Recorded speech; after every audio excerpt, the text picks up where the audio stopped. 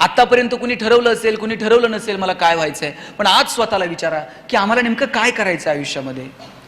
7वीत असताना वाटतं PSI व्हावं, 9वी 10वीत गेल्यावर वाटतं कलेक्टर व्हावं, 11वी 12वीत गेल्यावर वाटतं आणखी वेगळं काहीतरी करावं, कॉलेजला आल्यानंतर वाटतं वेगळंच करावं. चला, बदलू शकतं काळ आणि वेळेनुसार, पण किमान तुमच्या मनात एकदा तरी तो विचार चमकून जाऊ देत की यस, मला हे करायचंय म्हणून. त्या विचाराची सुरुवात आजच्या दिवसापासून करा. स्वतःची एक डायरी घ्या, त्या डायरीमध्ये स्वतःची स्वप्न लिहायला सुरुवात करा. त्या डायरीमध्ये स्वतःला सांगा की मला नेमकं काय करायचंय. जोपर्यंत तुम्ही स्वतःला सांगत नाही मला काय करायचंय, कसं तुम्ही तिथपर्यंत पोहोचणार आहात. तुम्ही स्वतःला सांगा की तुम्हाला नेमकं काय करायचं. आणि लक्षात ठेवा, तुमच्या सगळ्यांमध्ये काहीतरी वेगळा गुण आहे. सगळेजण सारखे आहात का? कुणाला गणित सोपं जातं, कुणाला इंग्रजी बरं वाटतं, कुणाला भूगोल आवडतो, कुणाला मराठीतल्या कविता आवडतात, कुणाला हे काहीच आवडत नाही, मैदानावर खेळायला आवडतंय. प्रत्येकात काहीतरी वेगळं. आपल्यामध्ये काय वेगळेपण आहे ते तुम्हाला ओळखता आलं पाहिजे. एक सॉर्ट अनालिसिस नावाचा कन्सेप्ट आहे. S for strength, W for weakness, O for opportunity and T for threats. तुमच्यातल्या स्ट्रेंथ, विकनेस तुम्हाला ओळखता आल्या पाहिजेत. मला एक सांगा, सचिन तेंडुलकर सारखा षटकार ऐश्वर्या रायला मारतील का? ऐश्वर्या राय सारखा ठुमका लता दिदींना देता आला असता का? लता दिदींसारखं गाणं अशोक सराफला म्हणता येईल का? अशोक सराफ सारखा अभिनय तुम्हाला मला करता येईल का? प्रत्येकात काहीतरी वेगळं आहे. तुम्ही जर मला म्हटले भाषण करा, मी 2 तास बोलेल. पण तुम्ही जर मला म्हटलं एवढ्या लांबून आलाय नगरवरून, जाता जाता आमच्याकडे एखादी कुस्ती करून जा, आपल्याच्यानं जमणार नाही. जगात प्रत्येकात काहीतरी वेगळं आहे. फक्त ते वेगळे पण तुम्हाला ओळखता आलं पाहिजे. ज्या दिवशी तुम्हाला तुमच्यातलं वेगळे पण ओळखता येईल, त्या दिवशी जगणं सुंदर होऊन जाईल. मी कॉलेजला गेलो, मी MBA ला ऍडमिशन घेतलं DY पाटीलला. आणि माझ्या सरांनी मला विचारलं, गणेश तुला MBA कशात करायचं? मी म्हटलं मला ह्युमन रिसोर्स मॅनेजमेंटमध्ये MBA करायचं. वर्गात सगळ्यांना विचारायचे. आमच्या वर्गात एक बोबडं बोलणारं पोरग होतं. त्याला विचारलं तुला MBA कशात करायचंय रे? तो म्हटला सर मला मार्केटिंग मध्ये MBA करायचंय. म्हटलं त्याला र बोलता यायचं नाही. सर म्हटले तुला नीट र बोलता आहे ना, तू मार्केटिंग मध्ये काय MBA करणार? तुझं बॅकग्राऊंड कॉमर्स आहे, तू फायनान्स मध्ये MBA कर.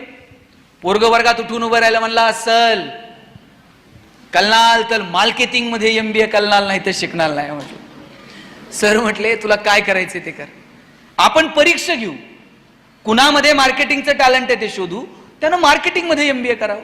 म्हटलं काय परीक्षा आहे? ते म्हटले आम्हाला सगळ्यांना 100 रामायणाच्या प्रती दिल्या आणि सांगितलं या रामायणाच्या प्रती बाजारात जाऊन विकून यायच्या. ज्याच्या सगळ्यात जास्त प्रती विकल्या जातील आपण समजूयात याच्यामध्ये मार्केटिंगचं टॅलेंट आहे, त्यानं मार्केटिंग मध्ये MBA करावं. आम्हाला वाटलं आम्ही बोलणारी पोर आहोत. 100 रामायणाच्या प्रती तर परेशजींना म्हणलं चला एवढी घेऊन टाका तुमच्या संस्थेला. 100 प्रती विकायला काय लागतंय म्हटलं. आशा विकून येऊ बाजारात जाऊन. 8 दिवस बाजारात फिरलो. 9व्या दिवशी वर्गात आलो. सरांनी विचारलं गणेश 100 पैकी किती प्रती गेल्या? म्हणलं 4. राहुल 8, संतोष 10. मार्क मिळवणारी पोरं पण 20 पेक्षा जास्त प्रती कुणाच्याच गेल्या नाही. बोबडं बोलणारं पोरग मागच्या वाकावर बसायचं. त्याला विचारलं तुझ्या किती गेल्या रे? म्हणला सल 100च्या 100 प्रती विकून आलो. म्हटला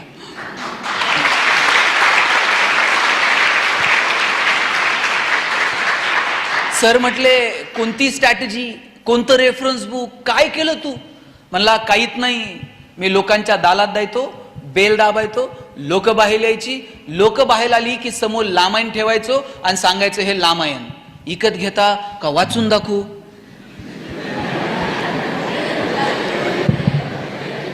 लोक म्हणायची वाचून नको दाखवू, तुझं रामायण विकत घेतो. बोबडं बोलणं विकनेस आहे का स्ट्रेंथ आहे? दाबून ठेवला असता तर स्ट्रेंथ ठरला असता का? नाही. आमच्या प्रत्येकात काहीतरी वेगळेपण आहे.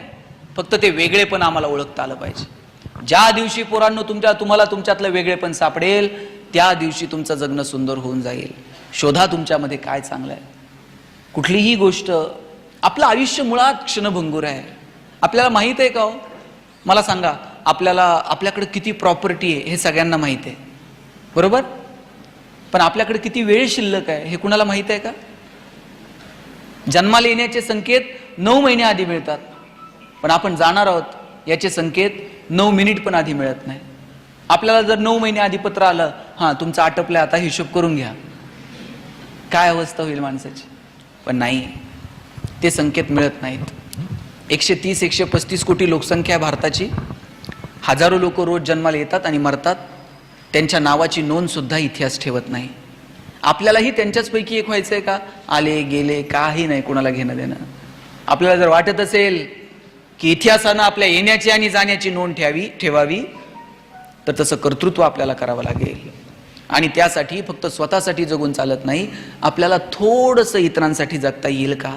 मी म्हणत नाही तुमचं सगळं सोडा आणि इतरांसाठीच काम करत बसा, पण तुमच्या दारात जर पोरांनो बाग फुलून आली ना, त्यातली 2 फुलं इतरांना द्या. तुमचे सूर जुळून आले, 2 गाणी इतरांसाठी गा. तुमच्या दारात आभाळ भरून आलं, उंजळभर पाणी इतरांना द्या. आणि तुमची उंची जर आभाळाला टेकली तर अशाच मानावर करून बघू नका, थोडंसं खाली झुका. आणि जी माणसं मातीत मिसळतात त्या मातीत मिसळणाऱ्या माणसांना थोडं तरी वरती उचलून घेता येईल का? मला वाटतं याच्यासाठी प्रयत्न करा. तुमचे आईवडील तुमच्यासाठी टाळ्या वाजवतील इतके मोठे व्हा. तुम्ही म्हणाल मोठे होण्याची काय व्याख्या आहे? किती मोठं व्हायचं? किती मोठं झालं तर आमच्या पुढं कोणतर असणारच आहे. आम्ही पहिले कधी येणार आहोत? तुम्ही पहिले कधी याल माहित आहे? जगाच्या स्पर्धेत मला माहित नाही तुम्ही किती वेळ याल, पण तुमच्या आई वडिलांच्या नजरेत तुम्ही हिरो झालात ना, समजायचं आपण पहिले आलो जगात.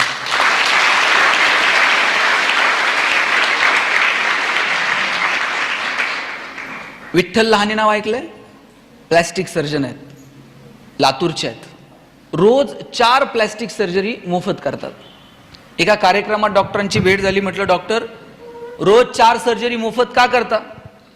डॉक्टर म्हटले लहान होतो, माझी आई मला म्हटली शेजारच्या मावशीची साडी घेऊन ये. मी शेजारच्या मावशीची साडी आणली ना आईला दिली. आईला विचारलं आई शेजारच्या मावशीची साडी का मागितली? आई म्हटली लग्नाला घालून जावी अशी एकही साडी माझ्याकडे नव्हती म्हणून शेजारच्या मावशीची मागितली. टचकन डोळ्यात पाणी आलं की आपल्या आईकडे एक साडी नसावी की जी लग्नाला घालून जाता येईल. आणि ठरवलं इतका अभ्यास करायचा, इतकं मोठं व्हायचं ना, आईला रोज नवीन साडी देता आली पाहिजे. डॉक्टर झालो, पैसे मिळायला लागले, कितीतरी साड्या मी आईला आता देऊ शकतो इतके पैसे मिळायला लागले. एक दिवशी एक मुलगी बघितली, तिचे ओठ फाटलेले होते, तिच्यासोबत तिचे वडील भाऊ होता. तिचं लग्न जमत नव्हतं असं कळलं. त्या दिवशी तिच्या भावाला आणि वडिलांना म्हटलं हिला उद्या हॉस्पिटलला घेऊन या, आपण हिची सर्जरी करू. वडील म्हटले डॉक्टर साहेब ही प्लॅस्टिक सर्जरी वगैरे नटनट्यांची कामं, आमच्याकडे कुठून एवढे पैसे? त्यांना पैसे नाही लागणार, मोफत सर्जरी करू या. दुसऱ्या दिवशी भाऊ वडील मुलीला घेऊन आले, सर्जरी झाली, पोरगी गोड दिसायला लागली. 6 महिन्यांनी पोरीचं लग्न जमलं. बाप आणि भाऊ पेढे घेऊन आले. एका हातात पेढा होता आणि दुसऱ्या हातात आयुष्याची सगळी प्रॉपर्टी होती. ही सगळी प्रॉपर्टी त्या पेढ्याच्या समोर खुजी वाटायला लागली आणि ठरवलं रोज 4 तरी पेढे कमवायचे. डॉक्टर सांगत होते माझे वडील 90-92 वर्षांचे आहेत, पण तरुण पोराला लाजवेल असं हवेत तरतर चालत असतात.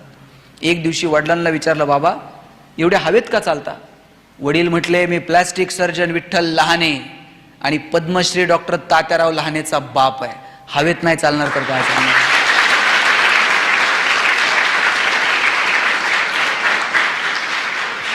आपल्या बापाला आपल्याकडे बघून हवेत चालावं वाटलं पाहिजे. वाटलं पाहिजे अरे वा काय पुरीनं कर्तृत्व केलं, काय माझा पोरगा जन्माला आला. मला वाटतं हे आपल्या आईवडिलांना सांगता आलं पाहिजे. आणि याच्यासाठी म्हणून प्रामाणिकपणे अभ्यास करा. मी सांबरे साहेबांच्या हॉस्पिटलला भेट दिली. कितीतरी सर्जरी तिथे मोफत होतात, कितीतरी ग्रामीण भागातून लोक तिथे येतात, कितीतरी लोकांवरती तिथे उपचार केला जातो. मला वाटतं हे साहेब या पवित्र व्यासपीठावरून मी आपल्याला सांगतो, निसर्गाचा नियम आहे, तुम्ही 1 दाणा पेरला तर त्याचे 1000 दाणे उगवतात. तुम्ही जेवढं समाजाला द्याल ना त्याच्या कितीतरी पटीनं हा समाज भरभरून तुम्हाला परत करेल. निसर्ग कुणाचंही उसनं ठेवत नाही.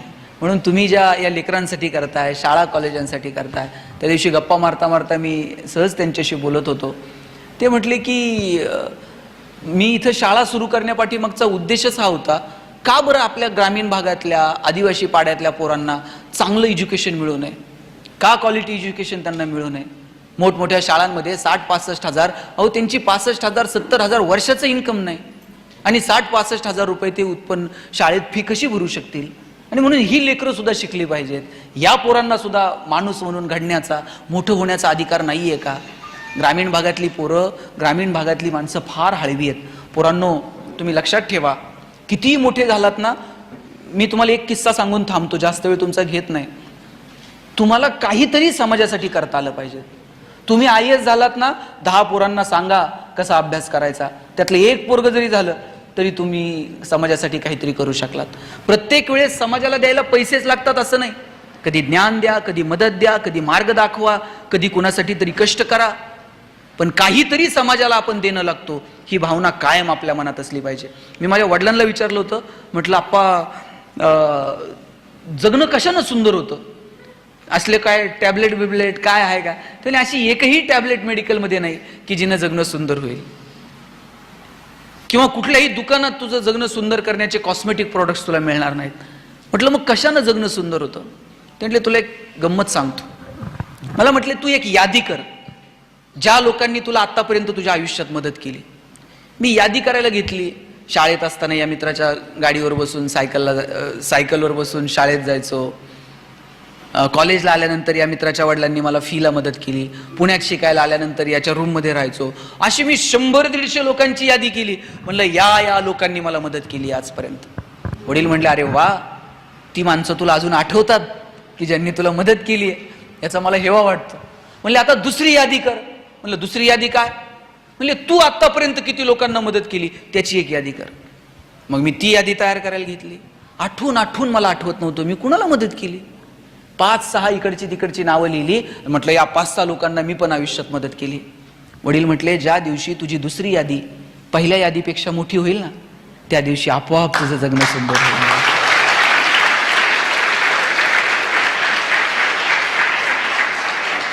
आज तुम्हाला मदत करायला ही माणसं आहेत की नाही? तुम्हाला जिथं गरज लागेल तिथे तुमच्या पाठीशी माणसं उभी आहेत. उद्या तुमची दुसरी यादी वाढली पाहिजे तुम्ही मोठे झाल्यानंतर. याच्यासाठी मनापासून प्रयत्न करा, त्यासाठी मनापासून शिका.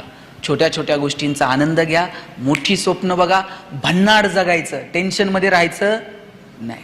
आलेला क्षण परत मिळतो का? गेलेला क्षण परत मिळणार आहे का? जे क्षण आहेत ते आनंदानं जगायचे. आणि तुम्ही तर शाळा कॉलेजातले दिवस तर याच्यासारखे दिवस परत नाही. बेंच आहेत की नाही आता शाळेत तुम्हाला? कॉलेजमध्ये किती जण बसताय एका बेंचवर? 2-3. आम्ही 3-3 जण एका बेंचवर बसायचो आणि मग कर्कटकनं रेषा मारून जागा वाटून घ्यायची. तुम्ही करता की नाही? तुझा हात इकडं का आला, तुझं दप्तर तिकडं काय गेलं. शेवटच्या दिवशी मला माझ्या बाईंनी उभं केलं आणि म्हटल्या राजा बेंच इथंच राहणार आहे, तुला फक्त वर्ग सोडून जायचं. वाक्य छोटं होतं पण आयुष्यभर मनावर कोरलं गेलं. बेंच इथंच राहतो, आपल्याला सगळं सोडून जावं लागतं. माईक चांगला आहे, मला घरी घेऊन जाता येईल का? नाही म्हणते ते, घरी घेऊन नाही जायचं. आत्ता मी बोलतोय, उद्या या माईकवर दुसरं कुणीतरी बोलेल, परवा तिसरं कुणीतरी बोलेल. तुम्ही ज्या खुर्च्यांवर बसलाय त्या अजून 5 मिनिटं तुमच्या, 5 मिनिटानंतर कुणीतरी ते भरून गाडीत टाकून घेऊन जाईल. उद्या दुसरं कुणीतरी त्या खुर्च्यांवर बसेल. आपण कुणीच मालक नाही होत, लक्षात घ्या. आपण सगळे विश्वस्त आहोत, ट्रस्टी आहोत. सांभाळायचं, पुढच्या कुणाच्या तरी हातात द्यायचं आणि निघून जायचं. आपण कुणीही मालक नाही होत. म्हणून पुढच्या लोकांना त्याचा आनंद वाटेल असं कर्तृत्व आपल्याला निर्माण करता येईल का? मला वाटतं याच्यासाठी प्रयत्न करा. लक्षात घ्या, मानवजातीचा इतिहास नावाचं एक पुस्तक आहे, तुम्ही वाचा मुलांनो. परत भालचंद्र नेमाडेंचे हिंदू वाचा. अनेक पुस्तकं आहेत. किमयागार वाचा, अच्युत गोडबोलेंनी लिहिलेलं. चांगली पुस्तकं तुम्ही वाचली पाहिजेत. शाळेत लायब्ररी आहे ना, लायब्ररीतली अवांतर पुस्तकं आणली पाहिजेत, वाचली पाहिजेत. सिलेबसच्या थोडं पलीकडे जाऊन विचार करावं. तुम्ही फक्त सिलेबसमध्ये अडकलेले आहात आणि ते पण मार्कांसाठी. शिवाजी महाराज 4 मार्काला, संभाजीराजे 5 मार्काला, तुकाराम महाराजांचा अभंग अवघड आहे, ऑप्शनला टाकू पोरं म्हणले. परवा तर 10वीतला एक वर्ग मला विचारत होता, सर यावर्षी मराठीच्या पेपरला ज्ञानदेव पडणार आहेत का तुकाराम पडणार आहेत? म्हटलं हे पडतील कसे ज्यांनी महाराष्ट्र उभा केला. सगळंच कसं मार्कांसाठी असेल? थोडंसं मार्कांच्या पलीकडे जाऊन आपल्याला शिकता येईल का याचा विचार करा. आयुष्यातल्या छोट्या छोट्या गोष्टींचा आनंद घ्या. आणि शिक्षक आहेत का इथे? शिक्षक कुणी आहेत का? 2-4 जणच आहेत. जे कुणी शिक्षक इथं उपस्थित आहेत त्यांना शेवटचे 2 मिनिट सांगतो. ताई, आता घरी दूधवाला येतो का नाही दूध द्यायला? आता तुम्ही पिशवीतला आणत असाल, पण पूर्वी दूधवाला यायचा दूध द्यायला, येतो ना? हां, मग दूधवाला ज्यावेळेस ते माप टाकतो त्यावेळेस तुमचं लक्ष कशाकडे असतंय? त्याच्या मापाकडं. त्यातलं त्यात तुमचं लक्ष पहिल्या मापाकडे नसतं, त्याच्यानंतर ते वरतून एक स्वखुशीनं एक धार होतं बघा, आपलं लक्ष त्या धारेकडे असतंय. पहिलं माप तर त्याच्या बापाला ओतावं लागणार आहे पैशाच्या बदल्यात, पण नंतर ते वरतून एक फुकटची धार टाकतं, आपलं लक्ष त्याच्याकडे असतं. माझं सगळ्या शिक्षकांना सांगणं आहे, सिलेबस तुम्हाला कंप्लीट करावा लागणार आहे की नाही? परीक्षा घ्याव्या लागणार आहेत की नाही? शासनाच्या संस्थेच्या परिपत्रकानुसार काम करावं लागणार आहे की नाही? करावं लागणार आहे. पण या सगळ्याच्या पलीकडे जाऊन या लेकरांसाठी काही वेगळी धार आपण ओततो का? सिलेबसच्या पलीकडे जाऊन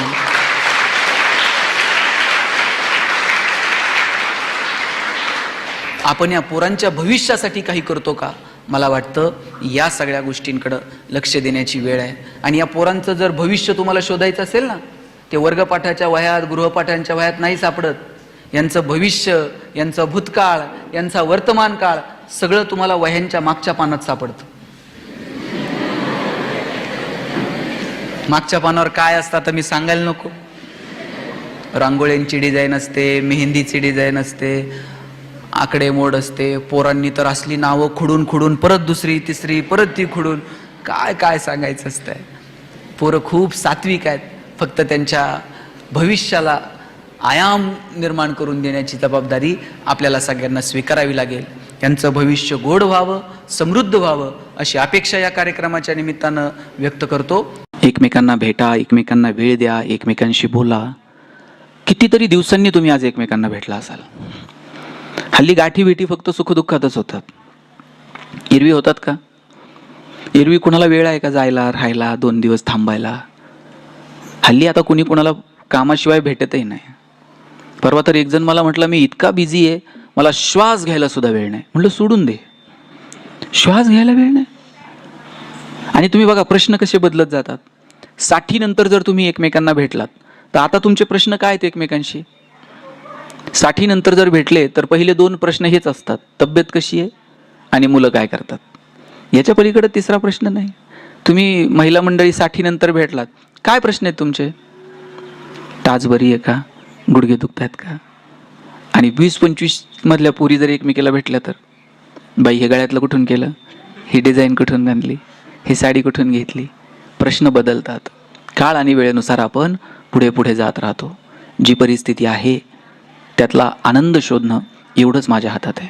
आणि म्हणून गेल्यानंतर रडू नका, गेल्यानंतर खंबीर व्हा, सक्षम व्हा, आपल्या येणाऱ्या पिढ्यांसाठी जगा. आणि जोपर्यंत माणसं आहेत तोपर्यंत त्यांना वेळ द्या. लेकुराचे हित वाहे माऊलीचे चित्त, ऐसी कळवळ्याची जाती करी लाभावी न प्रीती. कोणत्याही लाभाची अपेक्षा न करता तुमच्यावर ओतप्रोत प्रेम करणारी या जगात जर कोण असेल तर तुमची आई आणि तुमचे वडील आहेत. तुम्हा महिलांचं माहेर कुठपर्यंत? जोपर्यंत माहेरात आई वडील आहेत तोपर्यंत. तुम्ही फक्त आईला फोन करा, आई उद्या येते बरं का, ती झोपतच नाही रात्रभर. बाई निघाली का, आवरलं का, गाडी भेटली का, जागा मिळाली का, उतरली का.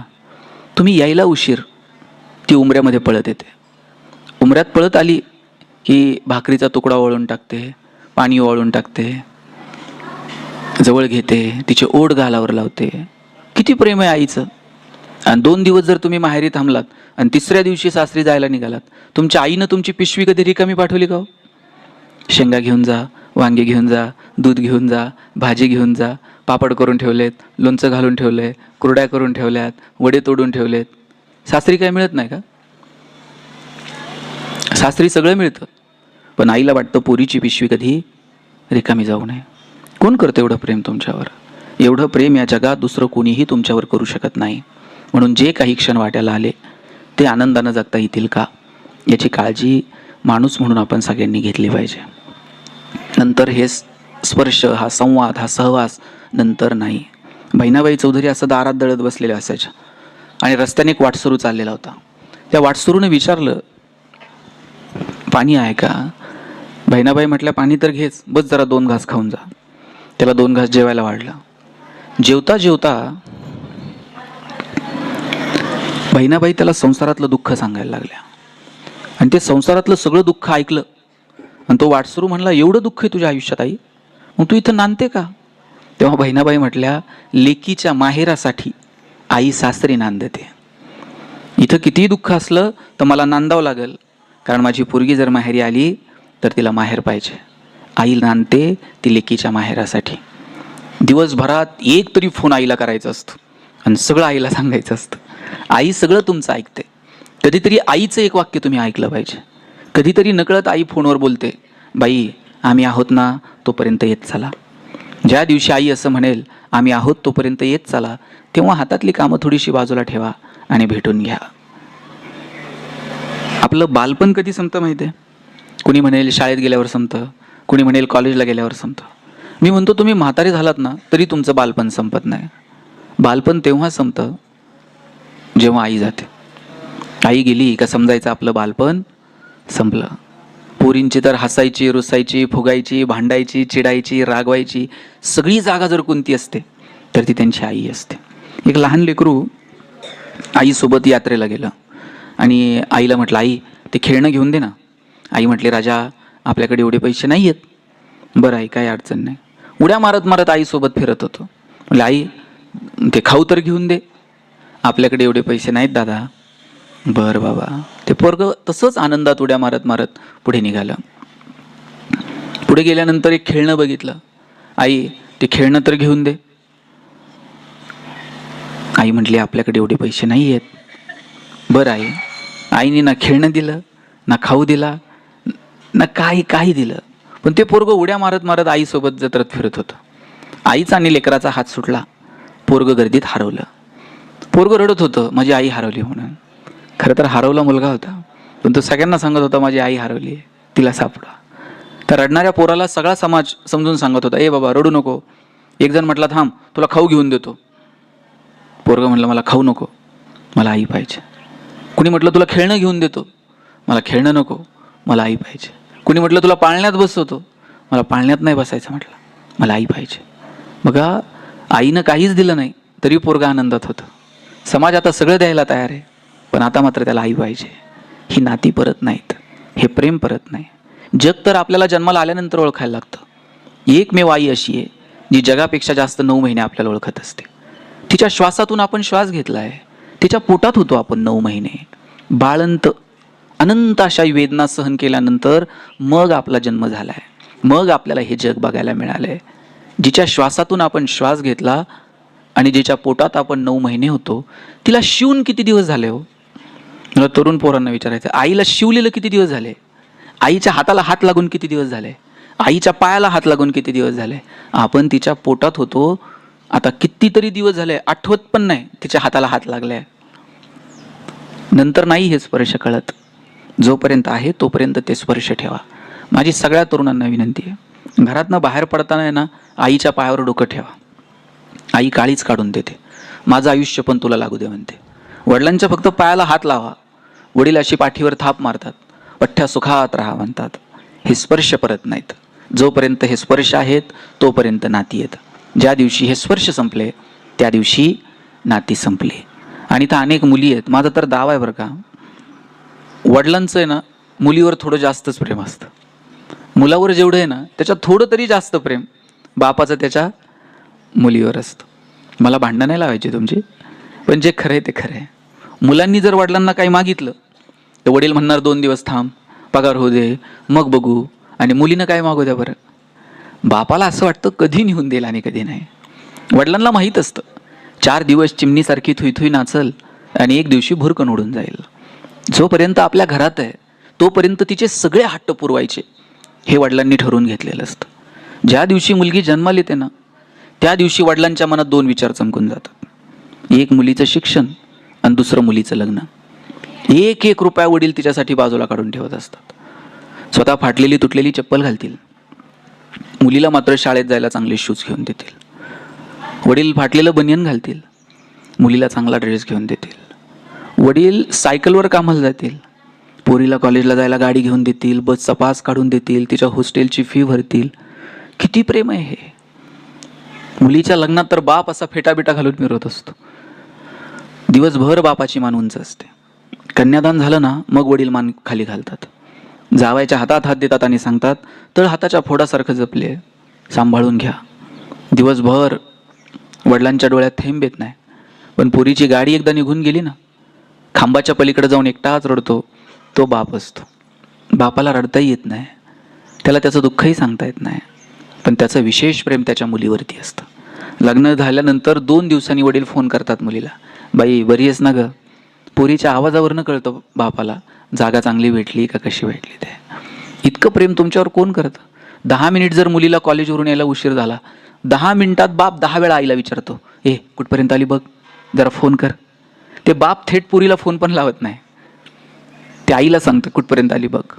पुरीनं काही थोडंसं चुकलं तर त्या आईला रागवतात वडील, तू लाडून ठेवली म्हणते त्याला. मुलीसोबत वडील थोडंसं अंतर ठेवून असतात, पण त्यांचं प्रेम असतं आपल्या मुलीवरती. कधीच बापाची मान शर्मेनं खाली जाईल असं वागू नये.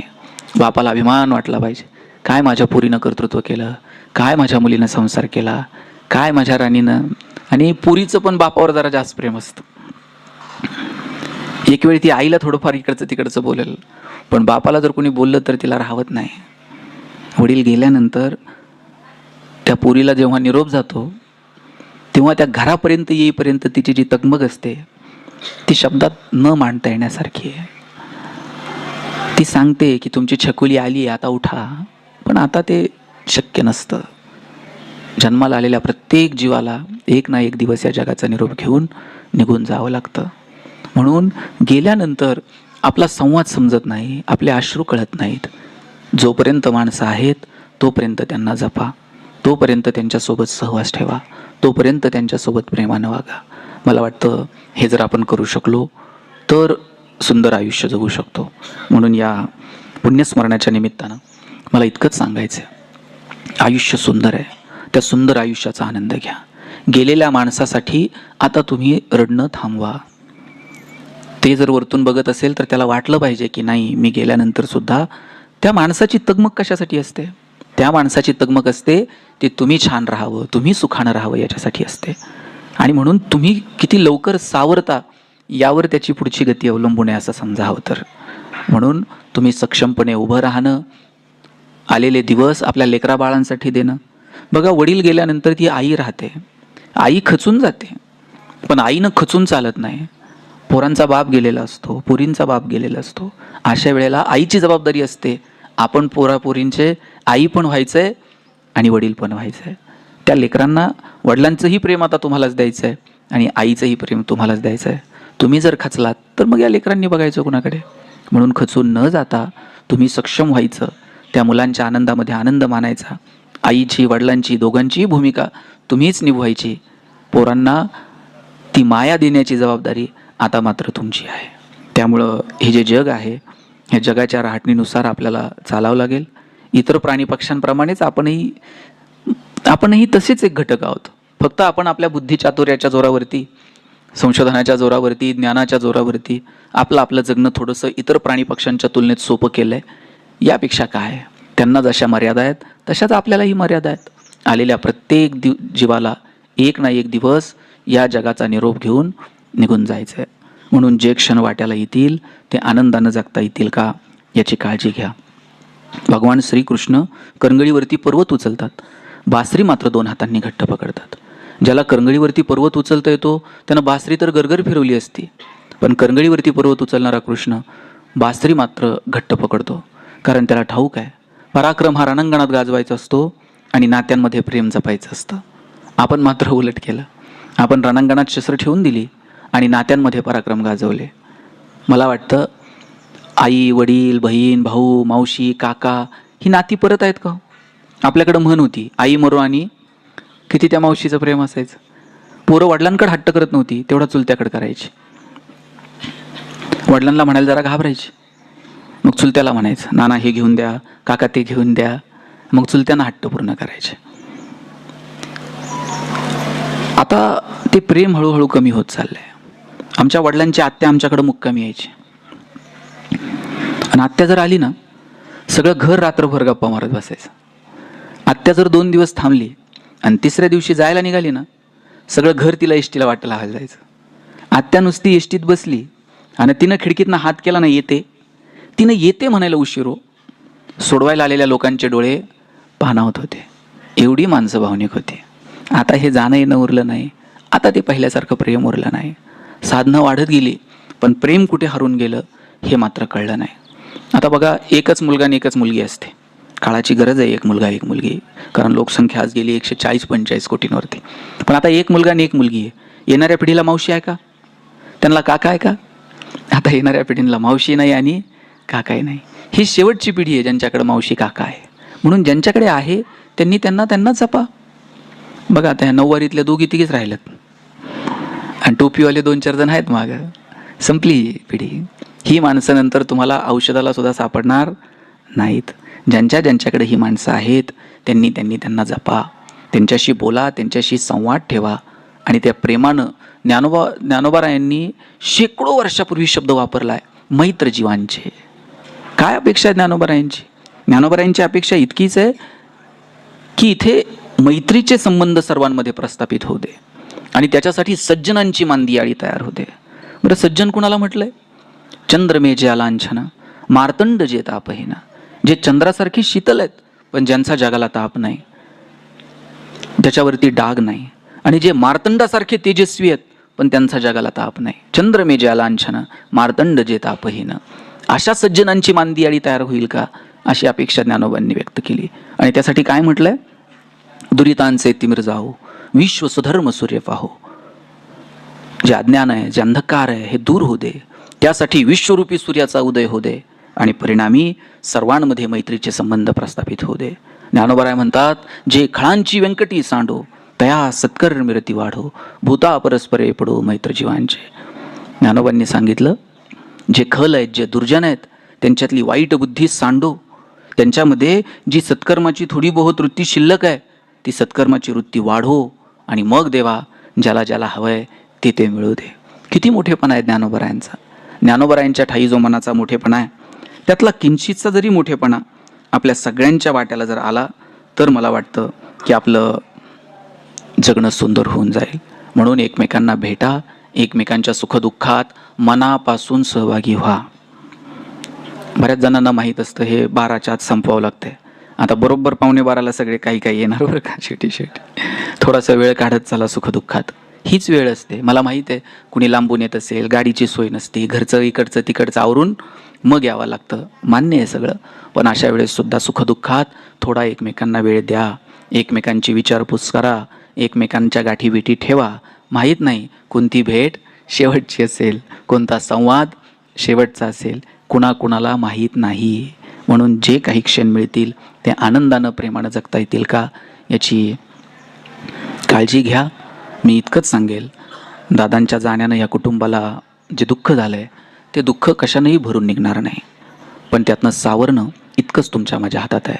आणि त्यांनी घालून दिलेल्या आदर्शांवरती चालणं आणि आपण आनंदी राहणं हेच त्यांना अपेक्षित असतं. म्हणून दुःख व्यक्त न करता ते बाजूला ठेवा, येणाऱ्या पिढीसाठी जगा आणि त्यांच्याप्रती कायम कृतज्ञता तुमच्या मनात ठेवा.